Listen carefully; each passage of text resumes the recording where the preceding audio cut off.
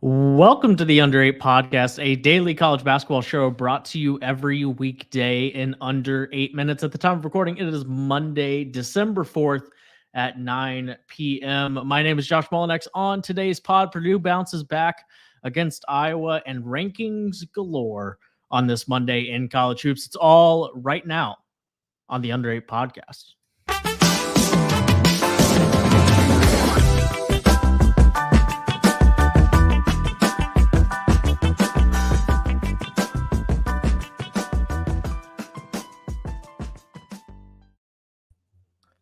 Josh Doering is here with me. Josh, Big Ten game number 1 was an issue for the Purdue Boilermakers. Big Ten game number 2 was not. 87-68.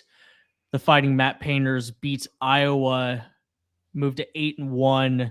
The now number 4 team in the country bounces back after their loss to Northwestern. This was not a competitive basketball game. Not for about 11 seconds. That's correct. Yep. So there's not too much to dive into here. A couple of things. One, very important for Purdue to make sure you don't start 0-2 in conference play. Sure. So taking care of business at home. The biggest singular development here for me, and I don't even know if we can call it a development because it's one game, but Lance Jones did go 7-11 from the field and 3 of 6 from 3. Mm-hmm. That's a really promising thing because part of what you saw in that Northwestern game was Lance Jones taking and missing a bunch of threes. If you're going to take them, you got to make some of them. And so he had a really good game. That's a positive. They were 32% from 3. Not great, but they only turned the ball over 8 times. Mm-hmm. They did more than enough, and they're just the second team to put up 80 on Iowa. The other team is Creighton. So of the things you can take from this game, there's probably at least a little something, and Matt Painter's got to be just pleased with the overall performance. Yeah, I mean, you have the anchor of Zach Edey, 25 and 12, 9 of 10 from the field, 7 of 9 from the free throw line, death taxes, and Zach Edey. There's not much more to say there. You look across the rest of the lineup, and the supporting cast is consistent, right? Trey Kaufman-Renn, 10 points, 7 rebounds. Fletcher Lawyer, 12 points on 5 of 10 shooting. He was 50% from the three-point line as well. You mentioned Lance Jones, Mason Gillis, 12 points on 3 of 4 shooting. Braden Smith, only 1 of 4 from the field, but 8 assists to just 1 turnover. And his turnover column is generally a good microcosm of what it looked like for the team as a whole. So you mentioned them keeping the turnovers down. I totally hear you on Lance Jones. I also just need I want him to keep being aggressive. I hope that any bad shooting nights don't stop him from being aggressive, because I think he's an important part of their offense in terms of bringing something that they didn't have last year as a perimeter scorer. Sure. So it's nice to see him have a good game. He's been pretty up and down. 17 points in this one. He was bad against Northwestern, just 2 of 11 from the field. And has kind of been up and down, 15 against Texas Southern, 11 against Marquette, had just 4 against Tennessee, but 13 against Gonzaga, and was not great against Xavier. And he had 8 points and was 2 of 8 from the field. So very up and down. They're going to need him to be productive on some nights against high-level opponents. Iowa's probably not one of those teams. Like, they probably could have won this game comfortably without his performance, but it shows you how much more complete their attack is when he does play well. And he is the one thing that can elevate this team from last season, and that you can point to and say, this is why they're better. Right. Sure. Right. He's the one different piece. I also don't necessarily want another inconsistent variable here, which is, I guess, my concern. And in an ideal world, yeah, he is aggressive and he contributes. My thing is, there are other weapons on this team too. If it's not happening for you that night, maybe let Fletcher Lawyer take those shots, let Mason Gillis take those shots. That's really all I was saying. Because I'm with you. The best version of this team, he is a really big part on both ends of the floor. And you saw the kind of impact he can have in this game. Agreed. So Purdue 87-68 back in the winners column in the Big Ten, and I'm sure they'll keep right on rolling. Those games will be more frequent than than what happened on the other night against Northwestern. It's the first Monday of December. I don't actually know if that's the official time, but on this particular Monday in December in 2023, we have a brand new net rankings, Josh.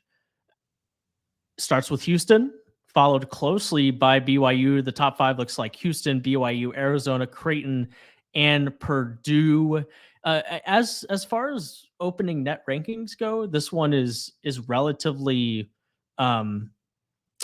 mundane. I mean, not nearly as exciting and fun and bewildering as some of the ones of the past have been. You still have your McNeese, from the Southland at 4 and 2, somehow 30th in the net ranking. So there are still some head scratchers, but the top of this board on this particular season, not too far out there in terms of what it looks like in its first edition.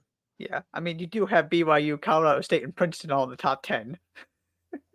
I mean, BYU and Colorado State are,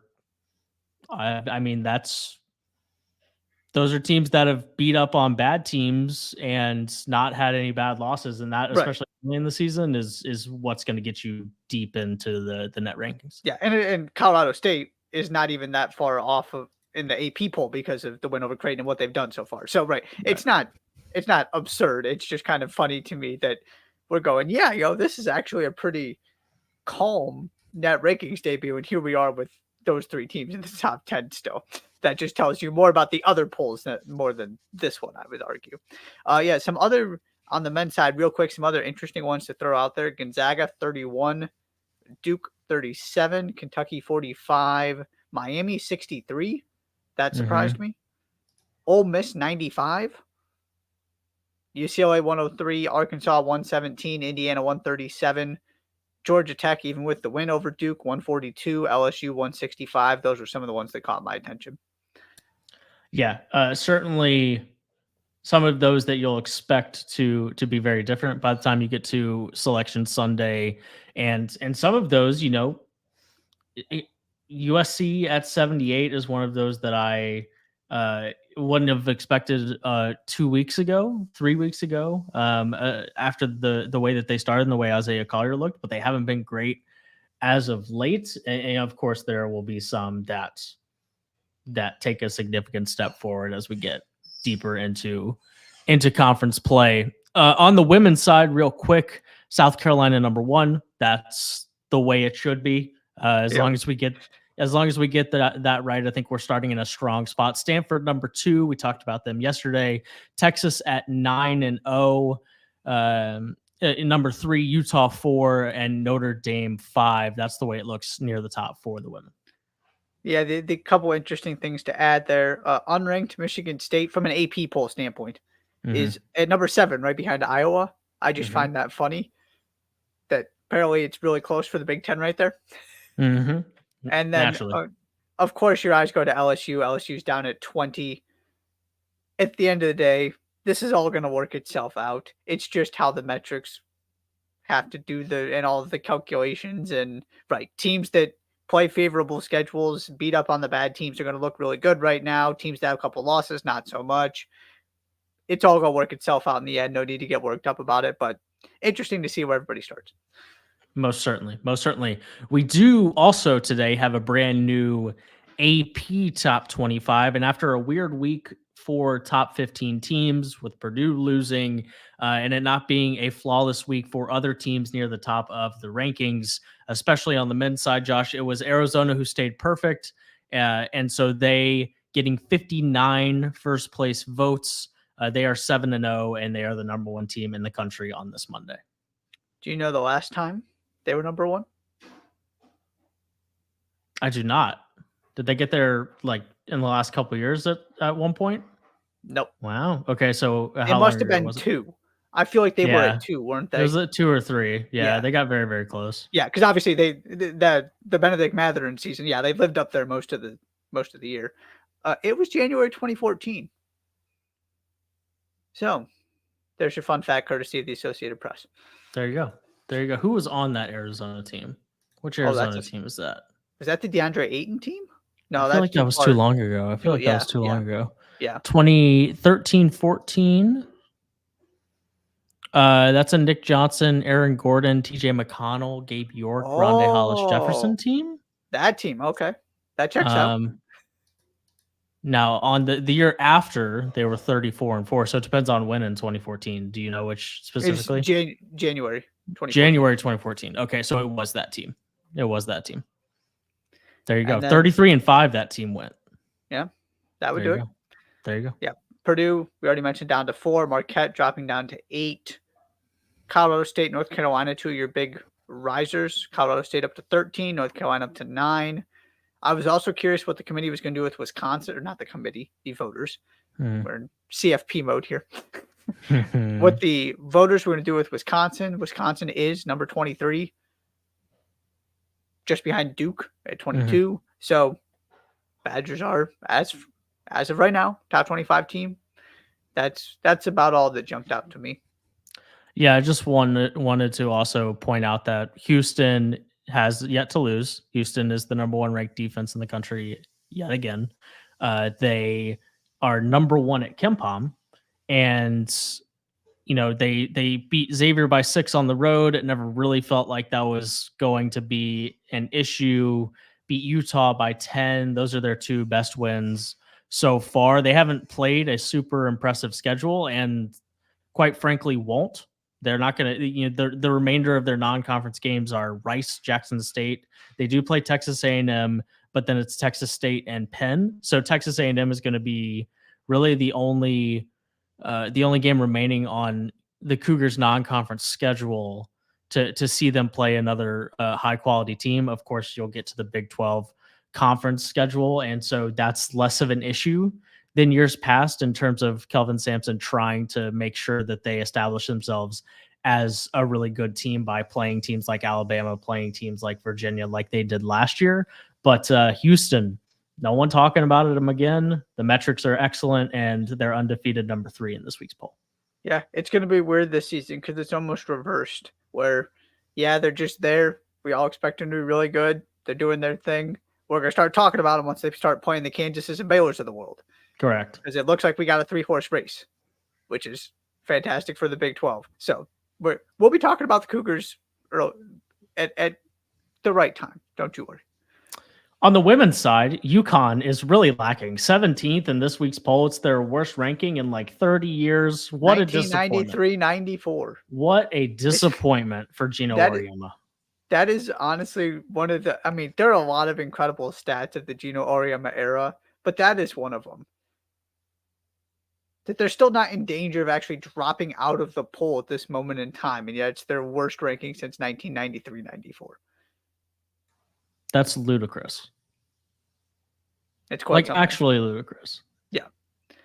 And then the other couple things I wanted to note, Texas coming off of that win over UConn up to 5th, Stanford down to 6th after losing to Gonzaga, who apparently the solution this week is to just put these teams at 23 because Gonzaga is also 23rd on the women's side after that win over Stanford, just like Wisconsin on the men's side after beating Marquette. So 23 is the spot to be for the teams that had a really good week last week, apparently. There you go. South Carolina, number 1, gets all 35 first place votes. UCLA 2 at 7-0, and North Carolina State, NC State keeps right on rolling. They're up 2 more spots this week. Number 3 at 9-0, Caitlin Clark, and the Iowa Hawkeyes, number 4 at 8-1. Josh, anything else on the top 25, the net rankings, anything that happened in college hoops today? Tomorrow's going to be good. Looking forward to it. Tomorrow is most certainly going to be good. A little bit more happening on the schedule on Tuesday than was happening on Monday. It's going to be excellent, and we will meet back here to talk about it after it is all over tomorrow. That's the Under 8 podcast for Monday, December 4th. It is 9:18 p.m. Be sure to subscribe to the podcast wherever you listen to your shows. Follow the Under 8 pod on Twitter, TikTok, and YouTube. Thank you so much for being here, and we will see you tomorrow.